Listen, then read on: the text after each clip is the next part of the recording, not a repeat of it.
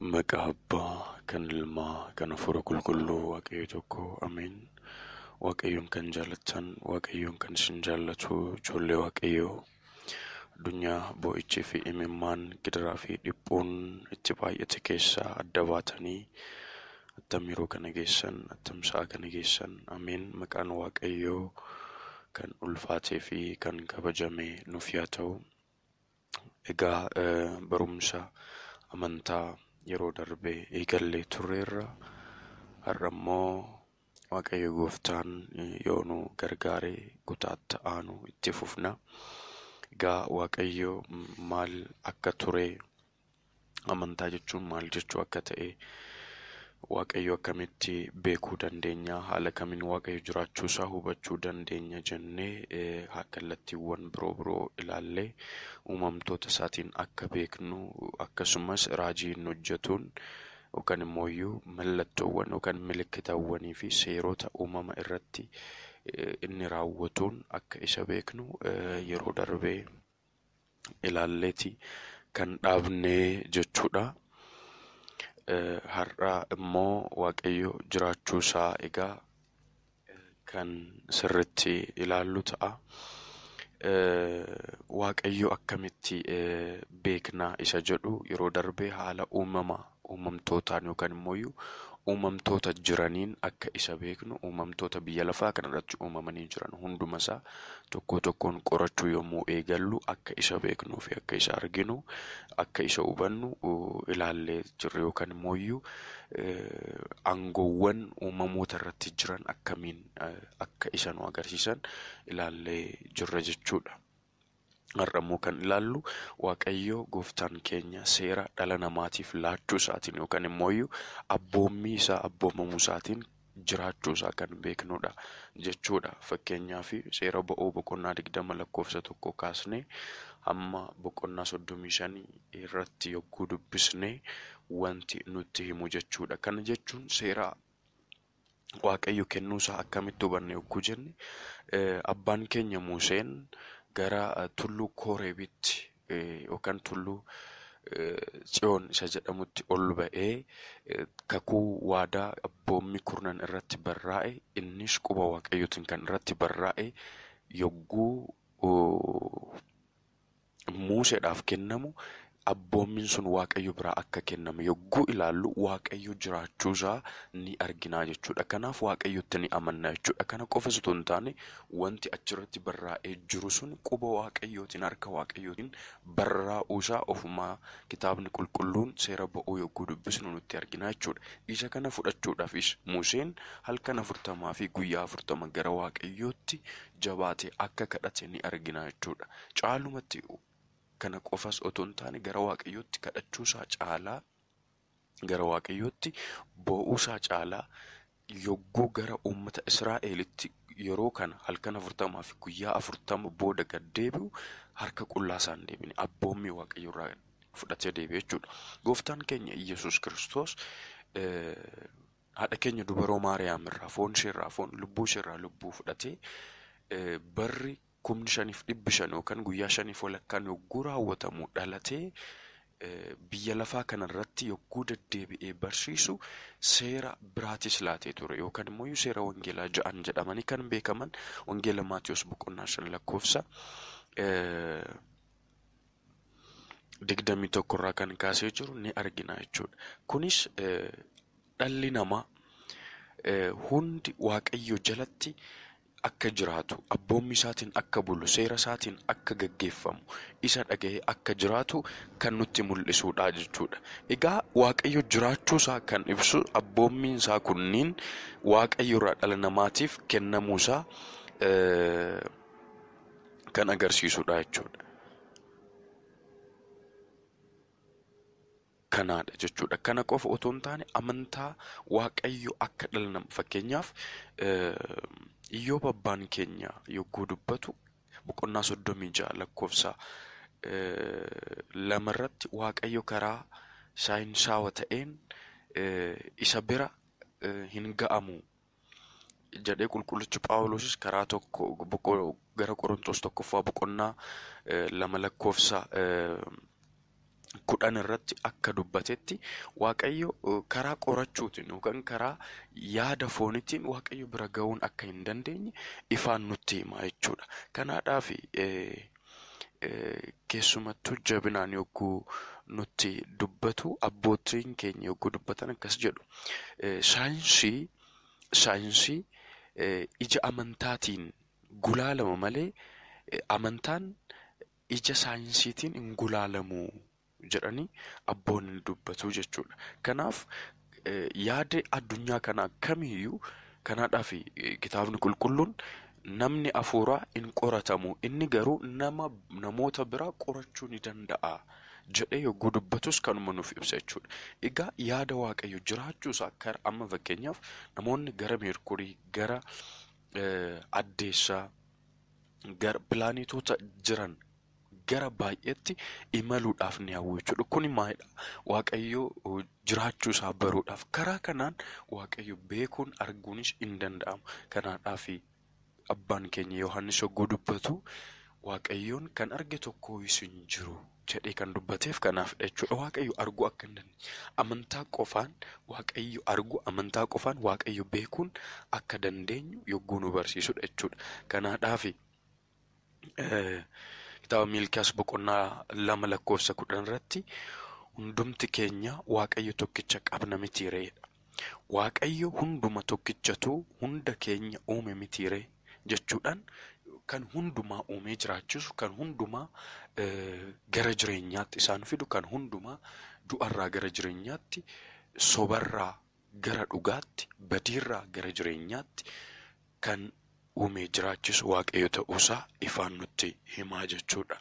Kana qofas miti seera keessa deebii boqonnaa 6:4 kaasnee hamma dhumaatti yogguu dubbisnu yaa Israa'el dhaga'i Waaqayyo gooftaan keenya Waaqa isa tokkichaadha jedha. Yaa eenyu dhaga'i? Yaa Israa'el, yaa uummata Waaqayyo jechuudha. Dhaga'aayi. Waaqayyo gooftaan keenya isa tokkichaa jechuudhaan Waaqayyo tokko qofa akka ta'e ni dubbata jechuudha. Kana qofa osoo hin taane jechuma kana irra deebi'ee wangeela Maarqos boqonnaa 12 kaasnee yogguu dubbisnu dhaga'i yaa Israa'el gooftichi Waaqayyoon keenya kophaa isaa gooftaadha jedha. Atis Waaqayyo goofticha kee garaa kee guutuudhaan, jireenya kee guutuudhaan, yaada kee guutuudhaan, humna kee guutuudhaanis jaallachuun siif yaa ta'u jechuudhaan dubbata jechuudha. Kana qofas miti ergaa qulqulluu Yihuudaa irratti boqonnaa 1:20 yogguu dubbistan isin garuu yaa mooticha koo amantiin keessan isa hundumaa caalaa qulqulluu irratti dhaabbatamanii cimaadha. Hafuura qulqulluudhaan gaggeeffamuutiin kadhadhuedha. Hafuura qulqulluutiin yookaan ajaja Waaqayyootiin yookaan eebba Waaqayyootiin qofa yogguu jabaanne akka bira ga'uu dandeenyu yogguu nutti himudha jechuudha. Kanaaf qulqullichi Phaawulos yogguu dubbatu gara Efesoon boqonnaa 4 kaastanii yogguu dubbistan akkuma abdiin tokkicha inni ittiin waamamtan tokkicha ta'e dhaqni tokko, hafuurri tokko, gooftaan tokko, amantaan tokko jedheen ibsa jechuudha. Kanaaf amantaan meeqaa jedhanii namoota biyya lafaa kanarratti gaafii baay'ee dubbatan yookaan gaafii baay'ee kaasaniidhaa fi kun deebiidha jechuudha. Amantaan meeqa warra jedhaniif tokkicha akka ta'e inni dubbata jechuudha. Kanaadhaaf kitaaba Maarii Isaaq irratti amantaan Waaqayyo sodaachuudhaan tokkitti kan waamamteedha jedhee nutti dubbata jechuudha. Kana qofa osoo hin taane maal nuun jedha? Amantaan karaa Waaqayyo ittiin argamu isheen tokkicheedha. Karaan Waaqayyo ittiin kitaabuma kanarratti kitaaba Maarii Isaaq jedhamu kanarratti karaa Waaqayyo ittiin argamu amantaan tokkittiidha jechuudhaan sirriitti nu barsiisaa jechuudha. Sirriitti nu barsiisaa jechuudha. Kanaaf erga amantaan meeqa akka ta'e, amantaan akkamitti akka eegalame, Waaqayyo karaa kamiin akka beeknu erga ilaalle immoo mata duree itti aanu kan ilaallu amantaan haala kamiin eegale, yoom eegalame isa jedhamu kan ilaalludha jechuudha. Egaa amantaan kan eegalame abbaan keenya Addaamii fi Hewaan Waaqayyo harka isaatiin isaan erga uume yookaan immoo erga isaan kalaqee booda balleessaa hojjetan. Kanumarratti seera uumamaa boqonnaa 3 lakkoofsa 19 yogguu dubbistan ati biyyoorraa uumamte biyyoottis ni deebitaa jedhee itti dubbate jechuudha. Yeroo kana Addaam abbaan keenya Waaqayyoon amanatee ture. Amantaan kan eegalesidha. Duras amantaan utuu kun hin ga'in dura biyya ergamootaattis akka ture ni argina jechuudha. Waaqayyo tokkichatti amanuun, Waaqayyo gooftaa tokkotti amma namoonni tokko maal jedhu amantaan kan uumame yookaan amantaan kan argamame sodaarraa kan ka'e. Falaasafoonni keessumattuu warra akka Ginistoikotaa yookaan immoo warroonni yaada saayinsawaa kanaan beekumsaa kanaan amantaa gulaalan yookaan yaadan jiru. Isaan kunniin amantaan kan uumame namni sodaarraa kan ka'e jechuudhaan kan yaadan jechuudha. Kuni garuu yaada sirrii miti jechuudha. Amantaan kan uumame namni uumaasaa waan beekee isa tokkichatti amanachuudhaaf isa qofa amanee isa wajjin jiraachuudhaaf waan jedhuuf. Kanaadhaaf malee namni amantaa sodaarraa kan ka'e fakkeenyaaf sodaarraa kan ka'e namni dhadhaa muka kan dibu dhagaa kan dibu yookaan immoo asiif achi kan jooru mana qaalluu kan dhaqu jedhanii kan dubbatan jiru. Kuni waaqolii tolfamaa waaqessuudha malee waa sodaarraa kan uumame miti jechuudha. Garuu abbaan keenya Addaam dura ergamoonni kan nu uume eenyudha? Yogguu jedhanitti anatti sin uume yogguu jedhu uuman isaanii ergamaa badii yookaan saaxinaa sana otoo hin taane Waaqayyo akka ta'e ifaan nutti argisiisaa jechuudha. Ifaan nutti agarsiisaa jechuudha. Sana booda Waaqayyoon isaanii akka isaaniif mul'ate, Waaqni isaanii, gooftaan isaanii, uuman isaanii akka isaaniif mul'ate ni argina. Kanaadhaaf ergamaan Waaqayyo qulqulluu Gabri'eel hamma uumaa keenya barruutti hundi keenya bakka jirrutti jabaannee maaliyaa taanu yaa dhaabbannu jedhee kan dubbateef jechuudha. Sanatti aansee amantaan egaa kan eegalame biyya lafaarratti haala kanaan Addaam erga balleessee booda badii isaatirraa du'a itti murtaa'e sana yookaan duuti sanyii namaa hundatti murtaa'e. Fakkeenyaaf Roomii boqonnaa 5 lakkoofsa 12 irratti yogguu dubbistan addunyaan kun akka fayyuudhaaf waadaa erga seenee fi Waaqayyo innis isaan isa amananii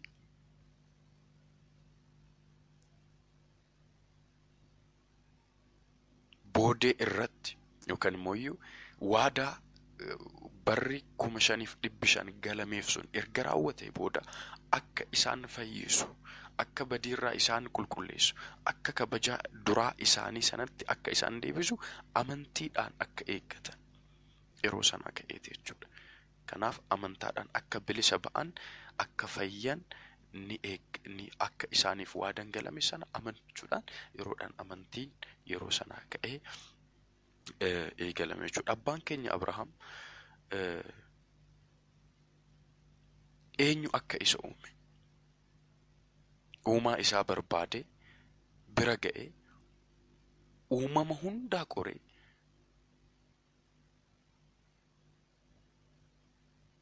hundumaa bira dadhabbiinsaan ga'e waan hedduu keessa darbe kallattii baay'eedhaan qoree uume. Uumaan isaa garuu Waaqayyo akka ta'u yogguu ta'u amantaa amanuu yeroo sanaa kaasee akka Waaqayyotti amane ni argina jechuudha. Kanaaf Ibroota boqonnaa 11 kaasnee yogguu dubbisne amma xumuraatti ni argina jechuudha. Kanaadhaaf isaan hojii seeressaa abboomuu garaa isaanii keessatti akka barreeffame ni agarsiisu. Dhageessaniitis gara isaanitti akkasuma yaada garaa tokko isaanii hadheessan tokko ammoo isaaniif falma waa'ee kanaaf dhaga'uu ba'uu isaaniiti jechuudhaan Roomii boqonnaa 2 irratti nutti himaa jechuudha. Kanaaf amantaan yeroo sanaa kaasee kan eegalee yookaan immoo kan ture ta'uusaa ni arginaa jechuudha. Jalqabumaa kaasee kan turan ammas amantii